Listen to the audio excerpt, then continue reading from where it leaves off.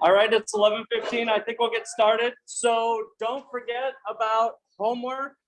And sorry, I didn't have office hours yesterday. I was giving a talk, so I couldn't do office hours yesterday. But we have office hours today, and we have office hours tomorrow. So if you have questions, you can get your questions in during office hours, or email is fine.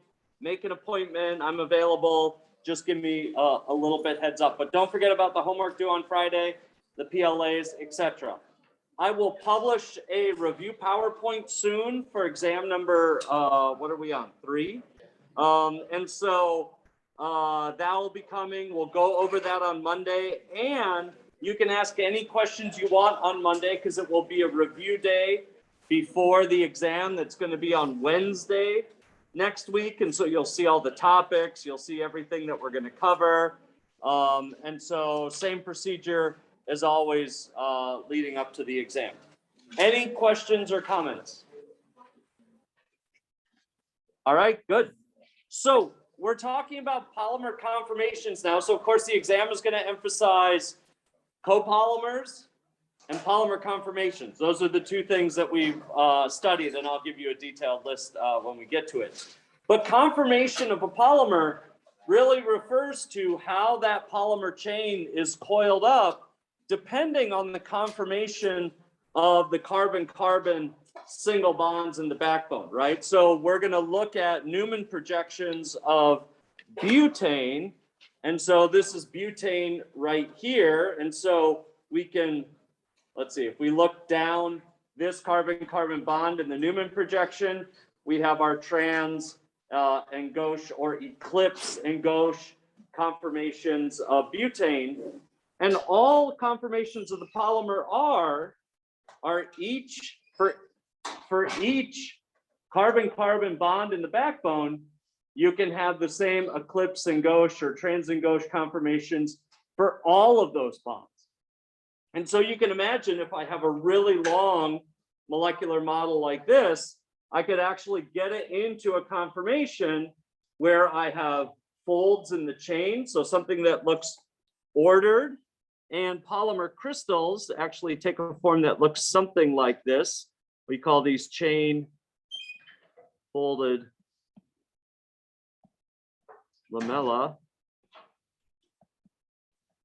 You don't need to know that necessarily for this class because we're not going to talk about polymer crystallization, but in your future polymer classes, this is what a polymer crystal looks like for fitting a chain in there. So if you have a chain folded lamella, you might have something that looks really ordered like this, and then you have some amorphous regions over here. Because it's really hard to get a polymer to fully extend, and then another polymer to fully extend right next to it and make a crystal that way. So that's why chain folded lamellae exist. The chain folds back on itself and crystallizes if it's a semicrystalline polymer. But that's an aside. We're mostly going to study disordered or amorphous type polymer conformations. And so we can have extended chains, we can have loosely coiled chains, we can have tightly coiled chains. And so there's various extents of the chain being stretched out without it being crystalline. And we're going to talk about the different situations in which this happens. And remember, these are not polymer chains in a vacuum. These are polymer chains either in a solvent. So there's a lot of solvent molecules in here, or there's other polymers. So this could be in a polymer melt, which is pure polymer just in the flowing state. So it's above the glass transition temperature and it's flowing. And so there's lots of chains or lots of entanglements right next to each other, and that we can trace the conformation of the polymer in that melt. So remember what else is around there. And of course, if you have a good solvent, you probably have something like an expanded coil because you have lots of solvent being associated with the polymer chain. It's sort of stretched out and fluffy. Or in a poor solvent, the chain probably collapses a little bit because the solvent can't get in there and really associate with a lot of the polymer molecules. And so depending on the solvent quality, you can change whether you have an expanded coil or a collapsed coil or something like that. So we tend to call these globules, coils, something like that. And we try and describe whether it's expanded or a big coil or collapsed, a small coil or globule. And then if we get a stretched out chain through some things that we'll talk about later, we generally call that an elongated conformation. But these are loose terminologies. You'll just have to think about what the words are meaning and what the shape might look like. Any questions so far on that? All right. So there are some exact definitions that we're going to have to learn in this class to make sure that we understand exactly what's going on with the polymer chain. The first one is the contour length. Now, the contour length is an imaginary length if we could take all of these bonds and make the bond angle. What's the bond angle in this carbon-carbon bonded backbone right here? What's the angle between these bonds? 109.5, right? It's all tetrahedral carbon. If we could make those bonds all 180, we would get a really stretched out polymer chain or a straight polymer chain, and that's called the contour length. So the contour length, this is what a polymer chain kind of looks like in schematic form. The contour length is this length right here. So this is contour length. You're following the contour of the zigzags or of the 109.5 tetrahedrally bonded carbon-carbon backbone. And so the contour length is the longest possible length that you can imagine or that will characterize a polymer. So all bonds, 180 degrees, 180.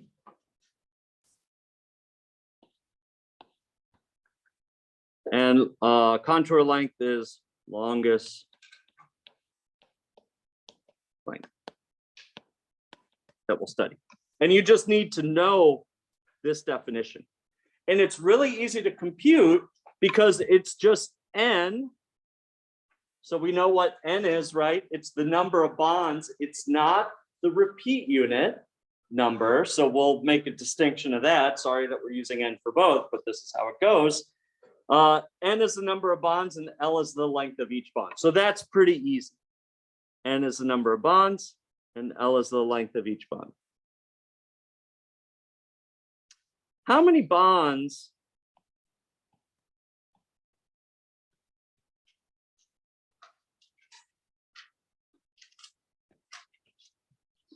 are in this polymer? First of all, what's this polymer called? I draw it like this. Polyethylene, right? How many bonds are in that repeat unit? Now, trick question. One bond in the center or one covalent bond in the center, right? That's easy. We can see that. But what do those parentheses mean through the other bonds? It's half a bond on each side, right? So it's a second bond. So there are two carbon-carbon bonds in a repeat unit.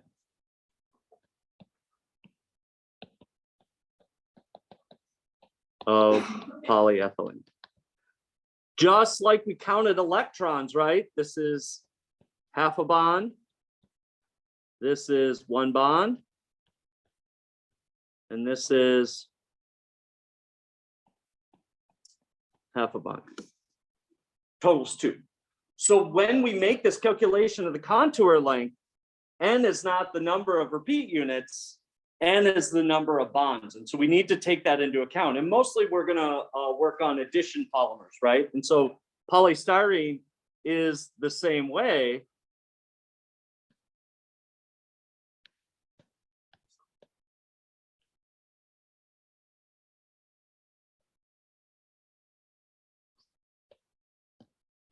two bonds.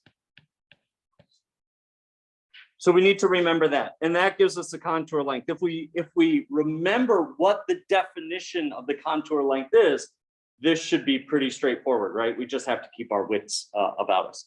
Where do we get the bond lengths? Where do we get those from? Yes. Why is 2 bonds for the 1 second. Where do we get the bond lengths from?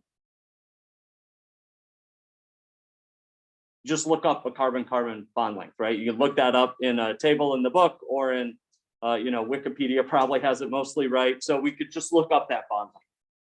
And so the question was, where do the 2 bonds come from, right? So remember, 1 bond here and a half bond here. So 1 plus a half is 2 bonds per repeat unit. Yes. What about the actual length of the carbon? Well, we're just, that's a good question. We're just talking about the backbone itself. So in polystyrene, we skip a carbon, here's polystyrene, etc. Whoops, doesn't, oh yeah, it does go there. The contour length is still based on the stretched out backbone. And so those substituents don't add to our ideal picture of the contour length. They have a different effect that we'll study later, but we're always tracing the backbone. The substituents won't matter until we get to a more complicated situation. So is the L the sum of all the bonds lengths? Well, if you take N, number of bonds you have, times just the bond length, you get the total distance. Yeah. So, I mean, you do have to figure out a way to count all the bonds, right? We can look up 1.54 angstroms, which is 1 carbon-carbon bond length, but you need to figure out what N is, and that's where you get the total length from. Okay. Yes. What about the size of carbon? So you could take that into account if you wanted. However, the bond length of a carbon-carbon bond is usually taken to mean the center of the carbon atom to the center of the other carbon atom. So you have center to center distance. And so at least in these calculations, you don't need to take into account the size of the carbon atom because the bond length already has that information in it for the most part. Other questions? Did I see any more hands? Okay, so contour length is a definition. You have to learn it, and you just follow the contour. Fully extended chain sounds like I just stretched the chain out into a thin wire or a straight line. However, fully extended chain means the real 109.5 conformations of the carbon-carbon bonds. And that, by definition, is defined in polymer science. And so when we talk about a fully extended chain, we also can call that a planar zigzag. There we go. That's right. And so you see all these backbone bonds are making a zigzag up, down, up, down, up, down, just like this picture. So this is also called a planar zigzag. And that's actually a term that's used. So that's a vocab word used in polymer science, but fully extended chain is the polymer physics way to describe that. And now, instead of the contour length being all the bonds at 180 in the fully extended chain, we have to take into account the bond angles. And you can see from my diagram here that the fully extended chain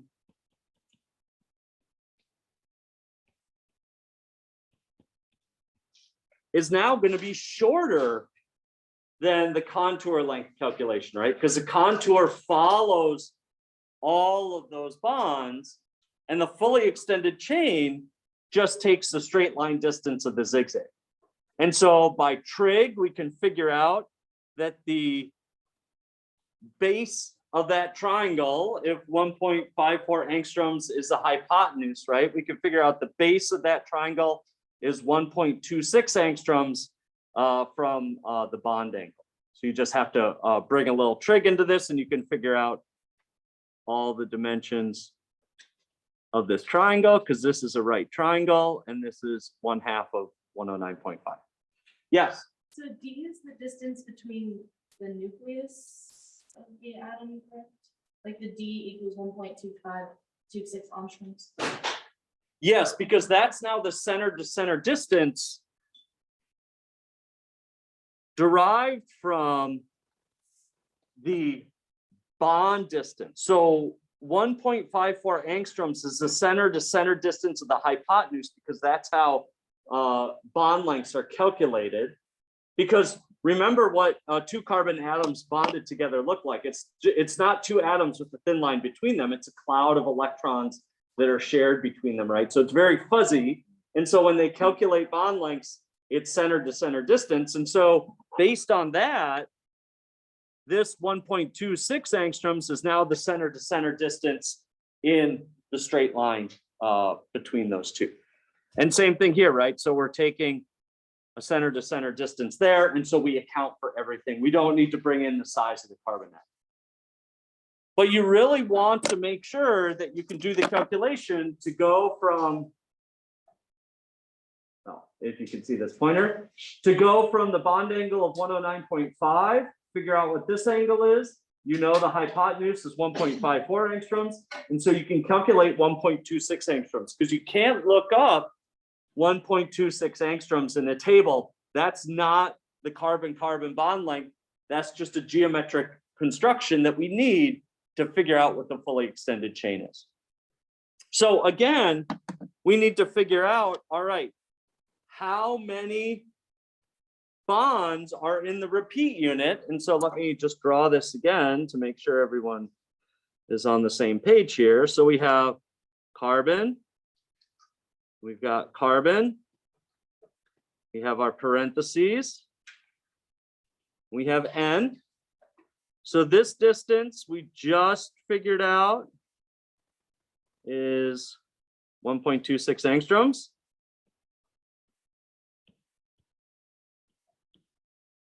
Now we need to get this piece and this piece, because remember, we have to account for the full number of bonds in the repeat unit. So what are those little pieces on the side of 1.26? Half of 1.26, right? So we have a half bond here, we have a half bond here. And so again, whatever half of 1.26 is, we have to add that in, because there are two bonds per repeat unit of PE. Now that might seem obvious when I'm standing up here doing all the drawing, but you want to make sure that you account for this on your homework or on the exam, because all your answers will be 50% of what they should be if you don't remember that it's two bonds, because the contour length is the number of bonds and the fully extended chain length is the number of bonds. It doesn't rely on the repeat unit. So you have to keep that straight. Yes. So when we're dealing with more than two bonds, we would just continue to add it over and over. You just add it in. If you had like 6 bonds in the repeat unit or something, you're trying to figure out what the contour length was or the fully extended chain length, you'd have to do them all. Yeah. Yeah. Now for addition polymers, right? Polyvinyl chloride, polymethyl methacrylate, polystyrene, polyethylene, polypropylene. It's all just carbon-carbon bonded backbone. Remember, those backbones look really similar, and we just have R groups hanging off of there. And so if we have repeat units that look like this, the calculations are very, very similar, and we'll figure out how to handle these types of substituents later. They do make a difference, but only when we have more realistic models of polymer sizes. So remember, this is an ideal calculation. In an ideal world, what would happen? Is that cool? Yeah, great. Any other questions? All right, so these are vocab words, contour lengths, and fully extended chains. You need to know what they are. So the clicker question is, get out your clickers, C and D. Great.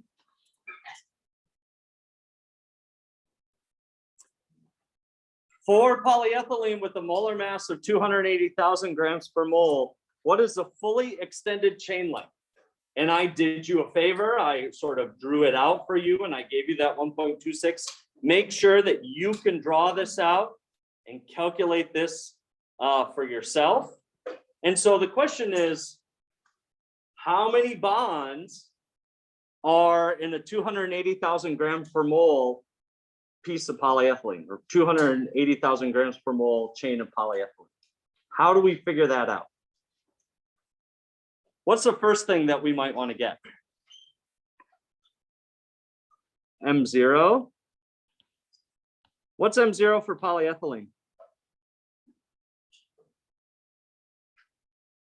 28 grams per mole. And now we have M0 in the molecular weight. What can we get from that?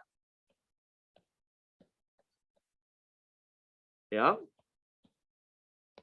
So X bar N for this is what? 10,000. So we have 10,000 repeat units in our polyethylene to get a chain that's 280,000 grams per mole. How many bonds are in a polyethylene chain with X bar N of 10,000? Two. How many bonds? It's 2 per repeat unit. But if the what's that? You got it. So N, we have 20,000 bonds. And so I'm asking for the fully extended chain length. So do I multiply that 20,000 times 1.54, or do I multiply it times 1.26? 1.26, that's right. And so, well, you guys can't see that, sorry about that. So I multiply 20,000 times 1.26, because remember the fully extended chain length, you're tempted to trace the backbone, but remember contour length traces the contour. And so there's no good way to memorize that other than remembering what contour length is and saying, oh, fully extended chain is the other one. And so now when I do the math here, here's my 1.26 times 2 times my 10,000 bonds, or my 10,000 repeat unit polyethylene chain. And I get 25,200 angstroms, which is 2.52 microns. Great, 54. That's awesome.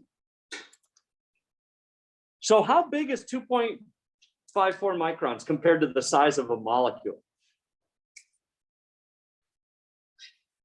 You know, molecules are usually pretty small, right? A couple angstroms, you know, maybe a huge molecule is a nanometer. 2.52 microns is humongous compared to a molecule. And that's what's unusual about polymers, is that they're really, really, really, really long. And you could figure out what the width of this molecule is, and it's not very big, right? It's just, I don't know, it's going to be like 1.3 angstroms or something if we put the hydrogens on there and everything else.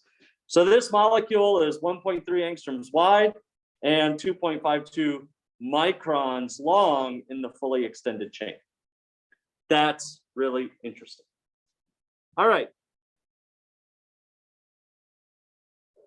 So for polyethylene with a molar mass of 280, this is not a clicker question because I didn't make it a clicker question. What is the contour length? So we know our X bar N is 10,000, and we've got 20,000 bonds in the chain.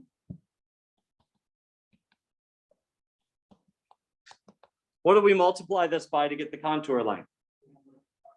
Yep, times 1.54 angstroms. Good. And so you know right away that the contour length now is longer than the fully extended chain length. And so you can see that from this calculation. So the important part about these questions is, what is the measurement that I'm asking for? And then what information do you pull from your database from this class to figure it out, right? I'm just not going to tell you the number of bonds. I'm not going to say, well, the polymer is 50,000 bonds long, you know, what's the contour length? You can do that. That's not a challenge. The challenge is, what is the polymer information, which is the molecular weight? How do I get to something like number of repeat units or degree of polymerization? And how do I use that information to answer the question that I want to use? So you're going to have to take these couple of steps now that you know a lot about how polymers work. All right, any questions or comments on this? Great. So what's the likelihood of having a fully extended chain? So if I have my polymer chain, right, what's the likelihood of me actually getting it into a fully extended chain in lecture here? What's the likelihood of a polymer just out in the world existing like this? It's really, really low, right? Because all of these bonds are turning. We know that molecules above absolute zero are moving, they're changing conformation, at least the bonds are vibrating. Above the freezing point, or above some finite temperature where we start to have some molecular mobility, the polymers are changing conformation. And so both contour length and fully extended chain length are really just descriptors of what the molecule looks like in an ideal sense. Now we're going to think about how it might look in a real sense. So what if we took this polymer chain that's fully extended, or in the planar zigzag, and we coiled it all up? So you can take your molecular organic chemistry model and you can coil this thing up into a globule, right? And so we can get an idea of this because we know the approximate density of a polymer. So we know how many grams are in a certain volume. And let's say we have our same molar mass, 280,000 grams per mole. And so we can figure out what the size of this molecule is given this information. And so we do this calculation right here. We convert over from Avogadro's number, and we get a volume of about, or a radius of about 50 angstroms for this molecule. So if you take this huge long polymer that we calculated to be 2.52 microns all stretched out, and we balled that all up into a dense globule, the globule radius would be 50 angstroms, or the diameter would be 100 angstroms, right? 10 nanometers would be the size of that polymer ball. And so that's a huge difference when we start to pack all those molecules into, you know, a sphere is a reasonable thing to think about in terms of the size of a molecule, right? It's a really big difference. And that illustrates how long and skinny these polymers are. Okay. And so, yeah, so this is just a comment on that. This is a really big difference between the fully extended chain and the globule. And this is only possible because the width of polymers is so small, right? Polymers have a higher aspect ratio than the lines I've drawn on this screen, right? We could never fold up these lines to get us something to change this much. And so that's a really interesting thing to think about. And so we want to just not do this simple calculation in terms of the density, although we should think about what this means. We really want to compute in real life. This is ideal. This is probably ideal. And so somewhere in between,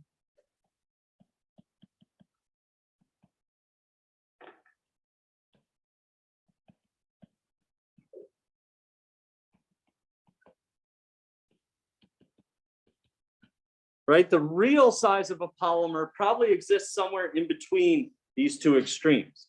And we showed this diagram last time, is if we just let our polymer chain randomly coil. So we put it in a random walk and we say, well, this bond randomly has this conformation, this bond randomly has this conformation, this bond randomly has this conformation. What would the chain look like due to randomness and thermal fluctuations or temperature randomizes the conformation of all these different bonds, the polymer chain starts to look like this. So it's not a coil globule, although there's some tight coils there. It's not an extended chain, although there's some stretched out portions there. It's somewhere in between these two ideals. And so we're going to develop a couple different models to describe this sort of intermediate idea where we have conformations in between the planar zigzag and the densely packed globule. Any questions on that or comments so far? All right, so this is important and it's a little bit different than what you've experienced with conformation of organic molecules, because conformations of organic molecules, you've seen a lot of Newman projections, right? And you've studied all of these different bond conformations. And now for polymers, we're just going to supercharge this because there are so many bonds. We need some way to describe all of those conformations. So we think about this in terms of what you already learned in organic chemistry. And so we have eclipsed and staggered, or eclipsed and whatever you want to call it, and they have different energies. Now, even though planar trans has the lowest energy, so this conformation, at least in butane, is the most favorite. Well, if I have my methyl groups on there. There we go. So my groups, or my there we go. My bonds in butane are like this. This is the most favored energy-wise because those carbons don't have any steric interference with one another. So when I'm in gauche, which is like this, there's some steric interference between these two, and that's why the energy, or the potential energy, is a little bit higher compared to planar trans. So in a perfect world, butane would just sit like this all the time because that's the lowest energy configuration. However, notice what the difference in energy is between these. That's like 3 kilojoules per mole. Is 3 kilojoules per mole a big energy or a small energy? Molecularly speaking. Small. It's pretty small, right? It's the energy that it takes to just rotate this methyl group. Not very much, right? Hydrogen bonds have hundreds of kilojoules per mole. Covalent bonds are 150 kilojoules per mole, or 120 kilojoules per mole. So 3 kilojoules per mole is pretty small. Do you know how to compute the energy from a temperature? So say I say the temperature is 20 degrees Celsius. Do you know how much energy is available? We always say, oh, you raise the temperature, right? To make things happen, more energy is available. Do you remember in MATSE 112 or in other thermodynamics classes, given the temperature, how much energy is just around? It's not quite Gibbs free energy, but if you take K times T, remember what K is? Go ahead. No. Boltzmann's constant times temperature gives you an estimation of the thermal energy. So we talk about KT equals energy. And this is Boltzmann's constant. I think that's right. And that's on a per molecule basis. Does anyone know what the molar quantity of K is? So if you take K and multiply it times Avogadro's number, do you know what number you get? Yes. Awesome. R equals K times NA. So the ideal gas constant is actually a measure of energy, even though we use it for all the ideal gas calculations. So if you take RT, you know how much energy per mole exists at whatever temperature you're at. So anyway, if you do that at any reasonable temperature, 3 kilojoules per mole is a small number, because usually we're at temperatures like minus 10 degrees Celsius to 300 degrees Celsius. That's where polymers sort of live, right? And so we have lots of energy available for lots of different conformations. which means we can access all of these different conformations for most polymer molecules that are not at really, really low temperature or not locked into a crystal. And so the idea is, how many conformations is that? And so it turns out that there's 3 conformations for each carbon-carbon bond. 3 conformations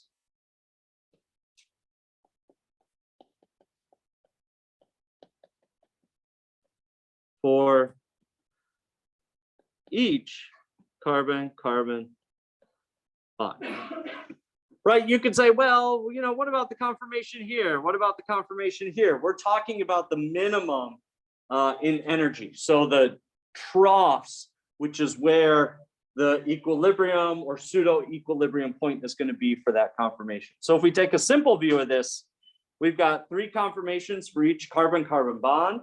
We have 4 carbon-carbon bonds in butane, right? So this is just one conformation, the Newman projections, but we can make Newman projections for the others. And so the total conformations is number of conformations times number of carbons, or not times, to the power of number of carbons.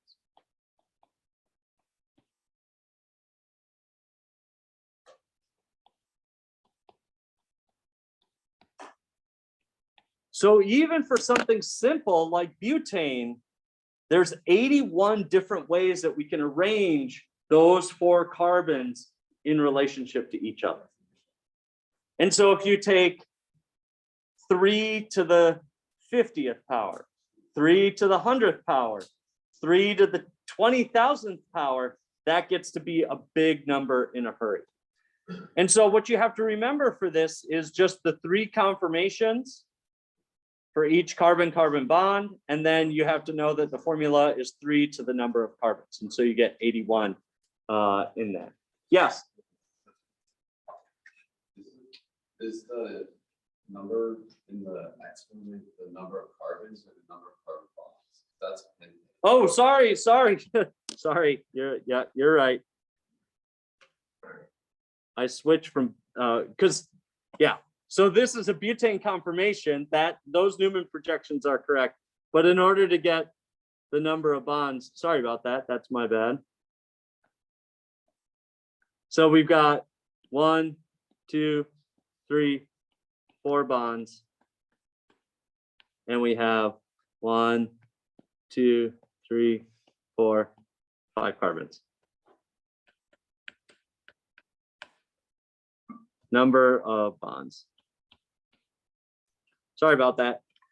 So, and we need that extra bond rather than just, well, we could count them up for butane if we wanted to, but we needed that extra bond to figure out what the conformations are at the end. And I will generally say neglect N groups for these calculations. And so you can think about, well, you know, if I have a finite polyethylene chain, you know, what's right here, right? Well, there has to be a carbon right there, or a methyl group or something. There has to be an end to the chain, but usually we'll ignore N groups because at most it would just be one extra bond at the end, right? And we're not too worried about one extra bond. We can get all the information that we need to from the degree of polymerization. And so don't stress about what's happening at the end. Yes? How do we know how many conformations there are? Is it just going to be like the trans, cis, and gauche? Yeah, that's it. So formally it's 3 conformations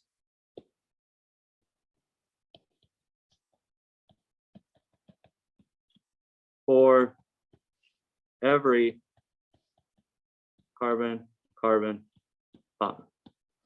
Trans, cis, and gauche. That are one trans, or one trans and 2 gauche. That's it. So we've already calculated the number of bonds, right? So in these calculations for figuring out what the contour length is or what the fully extended chain length is, you already know the number of bonds and you're familiar with how to do that counting and not mess it up in terms of how many bonds are in a repeat unit. And then you just have to know that there's three, if I can get back to it, there's three conformations for each carbon-carbon bond, so you can do the calculation. So for the number of different ways you could arrange your 280,000 gram per mole polyethylene chain, it would be 3 to the 20,000. You can try putting that in your calculator. You can put it in Google if you want. Google might solve it for you, but maybe not. It's a huge number, right? So if we take this random walk, it's that number of many different conformations that polymer chain could assume. And that's tons and tons of conformations. So we need a way to simplify this.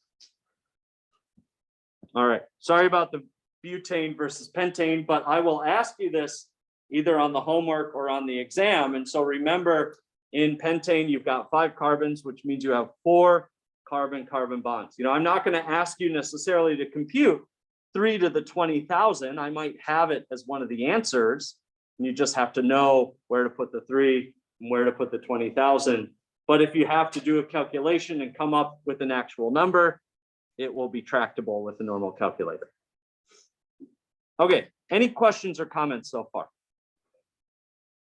All right.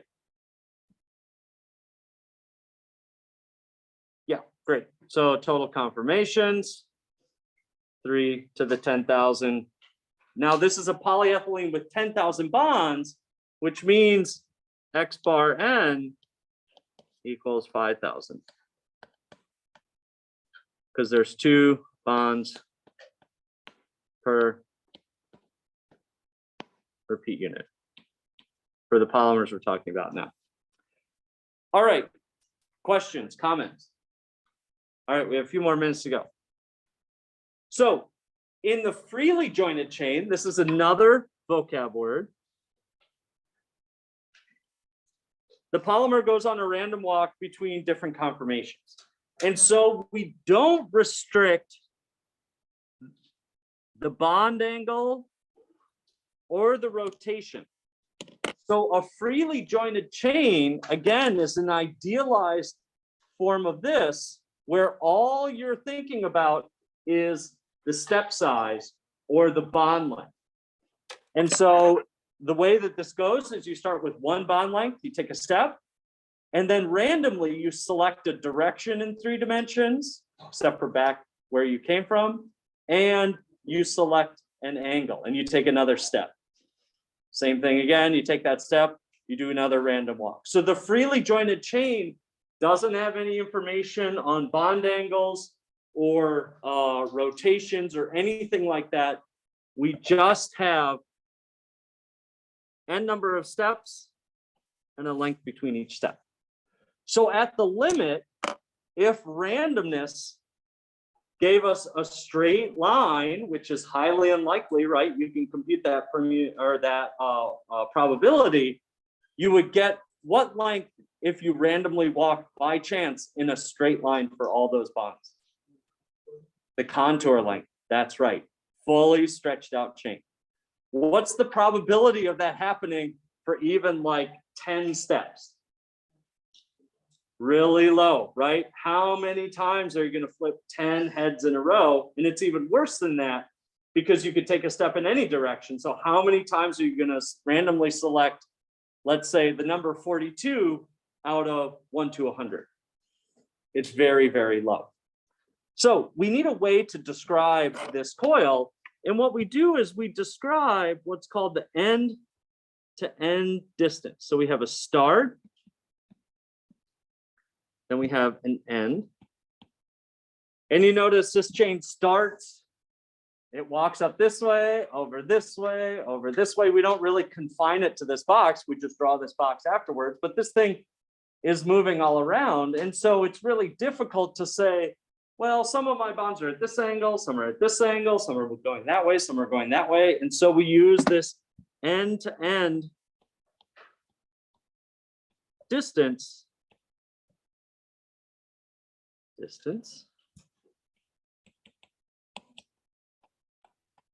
to characterize the displacement of this random walk or characterize the size of this chain. And that's showing right here. And so in general, we won't write out all these little steps. We won't have a bunch of dashes. We can let a computer program do that for us. We'll write this like a coil. And so we can have a start. And we take our random walk down this chain, and then we have an end. And that end-to-end distance is characterized by this variable r right here. And it turns out that the mathematicians have figured out the end-to-end distance, or the distance, the root mean squared displacement between your starting point and your ending point in a random walk. And it's given by this r squared to the 1/2 value, or the root mean squared distance is n to the 1/2. So the number of steps you take to the 0.5 power times L. That's a mathematical result from the random walk theory. And so that's pretty easy, right? Because we've already talked about number of steps. So this is number of bonds, right? And we've already talked about the length between each step, the bond distance.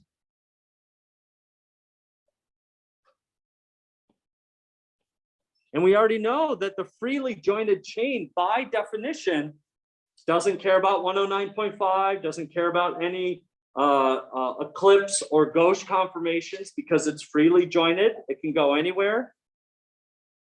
And so we can get this information from the molecule. And if we're applying the freely jointed chain model,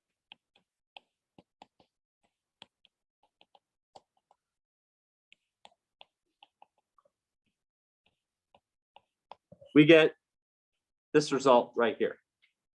So of course, you can figure this out. So r squared to the 1/2 is just a way to get a positive r, right? So when you square a term and take the square root, what are you actually doing to that variable? It's a computer science trick. This whole thing is absolute value of r.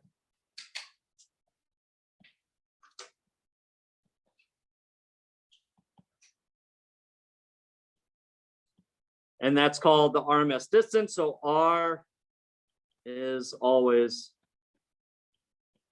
positive.